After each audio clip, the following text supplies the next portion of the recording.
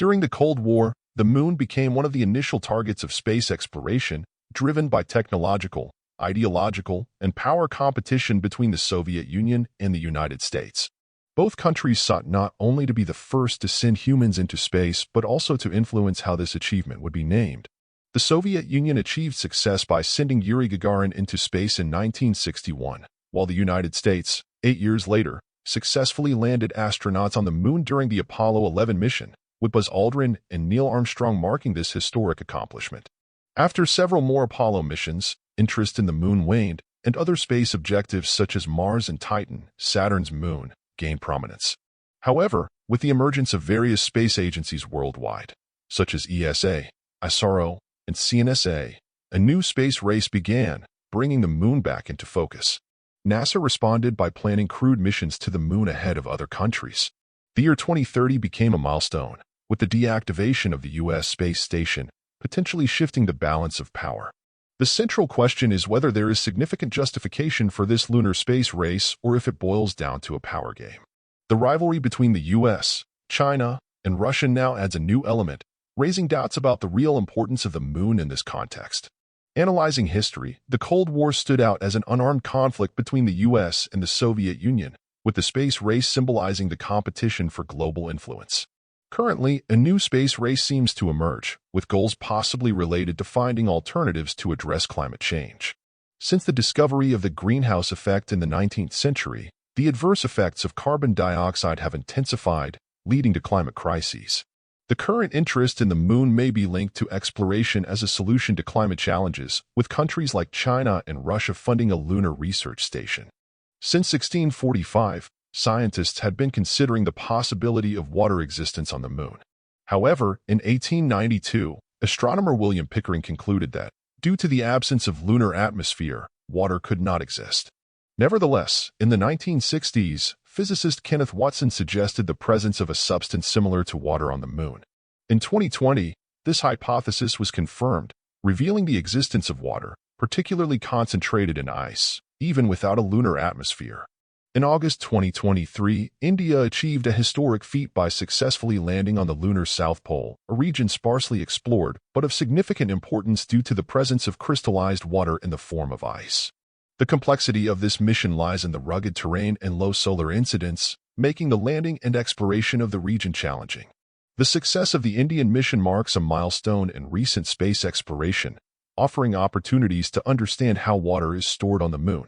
This discovery not only provides valuable insights into lunar history and past events, such as the formation of Earth's oceans, but also opens possibilities for future missions, reducing costs and paving the way for a new era of discoveries. However, lunar exploration faces significant technological challenges. The crucial question is whether current space technology is sufficiently advanced. Compared to the time of the first lunar landing in 1969, today's technology is much more advanced, driven by progress in recent decades. Notable examples include the rover sent to Mars by NASA in the early 2000s, SpaceX's Crew Dragon manned mission in 2020, and the development of reusable rockets like the Falcon 9.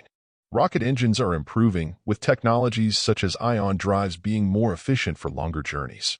The increase in rocket size, exemplified by SpaceX's Starship, allows for the transport of larger cargo and more people. NASA's Artemis II program, announced in 2019, aims to return humans to the Moon by 2024, with the lunar rover Viper studying geology and water presence.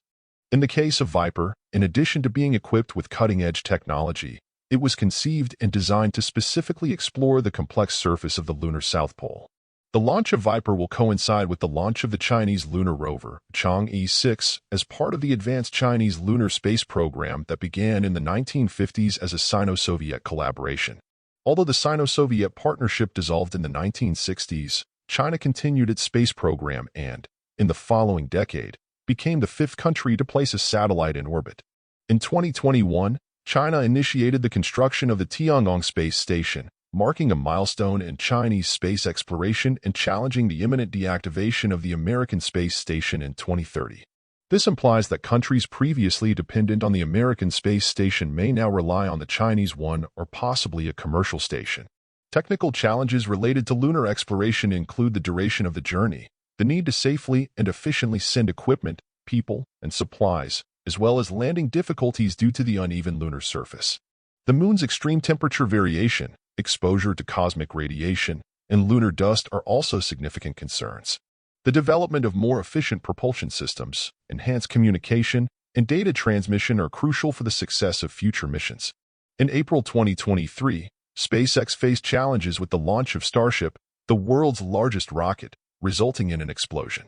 While it was a test, 63 necessary corrections were identified for future launches. Legal issues related to lunar resource ownership also arise, with some countries, such as the United States, Luxembourg, Japan, and the United Arab Emirates, allowing private companies to extract resources, challenging the Outer Space Treaty. The diplomatic landscape presents challenges, with U.S. restrictions on collaboration with China, while China builds a space station as an alternative to the American one. SpaceX stands out as a pioneer, indicating a commercial bias in the space race. The final question raised is whether lunar exploration is again being used to increase global influence and determine who controls the space scene, or if there is some other motivation behind all this interest in space. In any case, share your opinion in the comments, like this video if you enjoyed it, and don't forget to subscribe to not miss upcoming videos.